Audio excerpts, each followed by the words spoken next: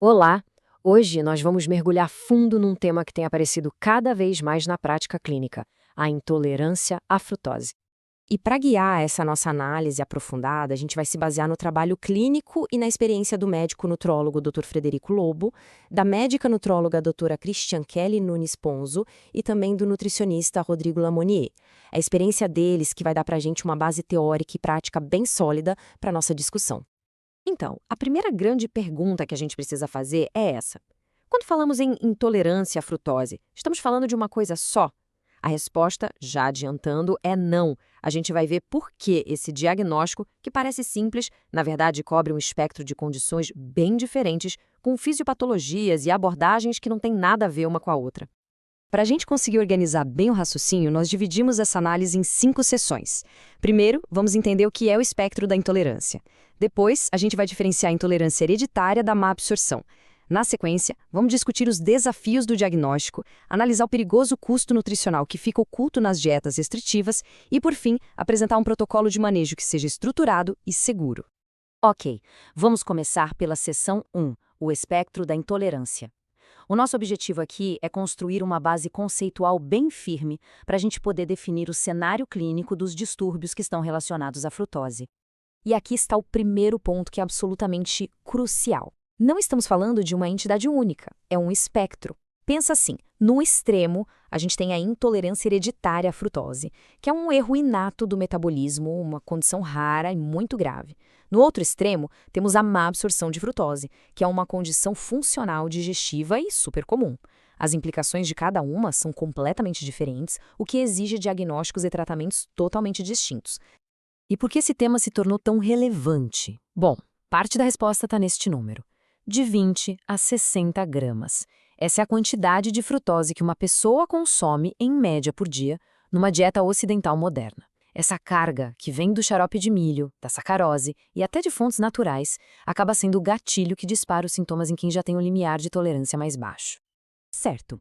Agora que a gente já entendeu o conceito de espectro, vamos para a seção 2 para analisar a distinção clínica mais crítica que um profissional de saúde precisa saber fazer: a diferença entre a intolerância hereditária à frutose, a IHF, e a má absorção funcional de frutose. Esse quadro aqui, ele resume perfeitamente as diferenças. De um lado, a IHF. Pensa nela como um erro metabólico de nascença. Falta a enzima aldolase B, e isso faz com que a frutose 1-fosfato se acumule de forma tóxica no fígado e nos rins. Já do outro lado, a má absorção. Aqui o problema não é metabólico, é funcional. É uma limitação no transportador GLUT5 lá no intestino delgado. Resumindo, enquanto a IHF é uma doença sistêmica que pode levar à falência de órgãos, a má absorção causa sintomas gastrointestinais localizados, porque a frutose que não foi absorvida fermenta lá no cólon.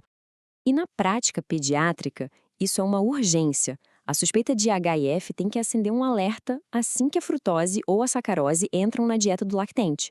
Os sinais, como vômitos, letargia e hipoglicemia depois de comer, mostram uma toxicidade sistêmica e exigem uma investigação imediata para evitar danos permanentes no fígado e nos rins.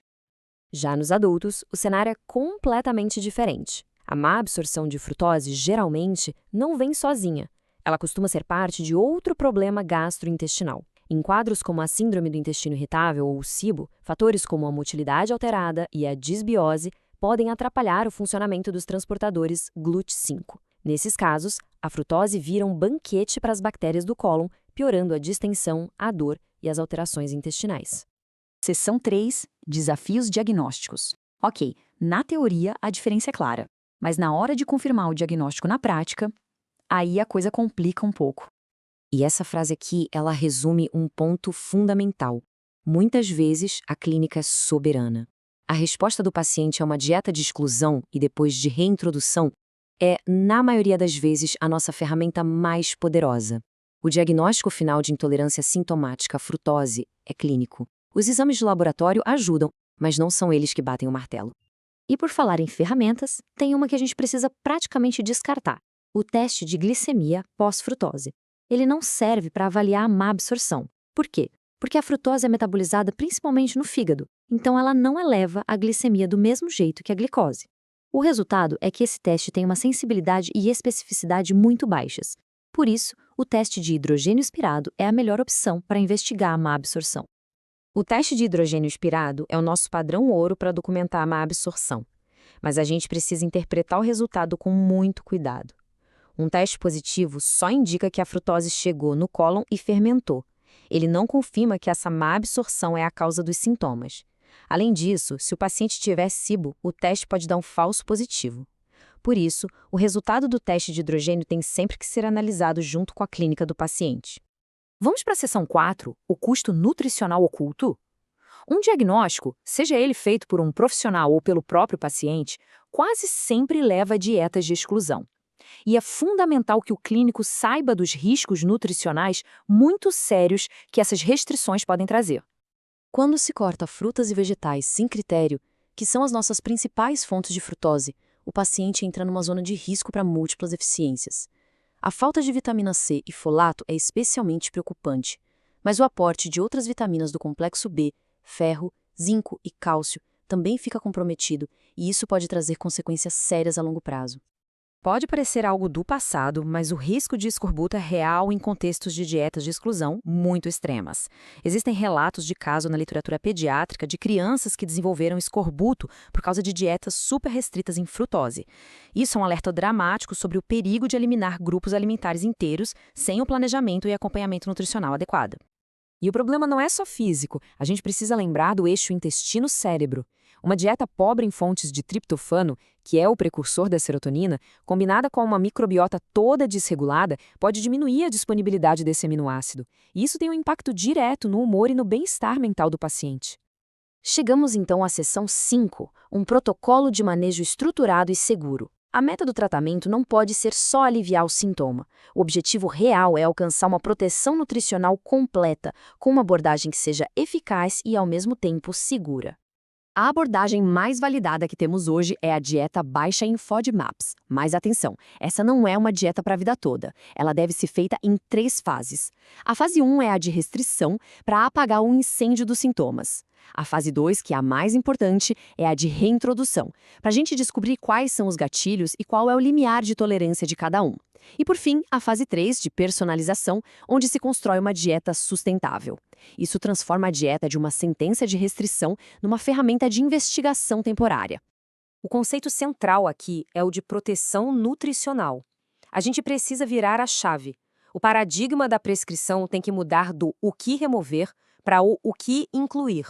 O planejamento precisa garantir de forma proativa que todos os macro e micronutrientes estejam adequados, usando alimentos com pouca frutose, mas com alta densidade nutricional, para construir uma base alimentar que seja segura e completa. Essa citação, ela resume perfeitamente essa mudança de filosofia. A nutrologia e a nutrição deixam de ser uma ciência de restrição para se tornarem a prática de organizar o caos alimentar do paciente. É sobre capacitar a pessoa com um plano estruturado, personalizado, que restaura a função digestiva e, principalmente, melhora a sua relação com a comida. E para a gente fechar, fica essa reflexão para a nossa prática clínica. O plano terapêutico que estamos aplicando está focado em proteger apenas os sintomas ou está, de fato, protegendo o paciente na sua totalidade, nutricional e metabólica? Essa pergunta tem que guiar cada prescrição, cada intervenção, para a gente garantir uma abordagem que seja completa e verdadeiramente centrada no paciente.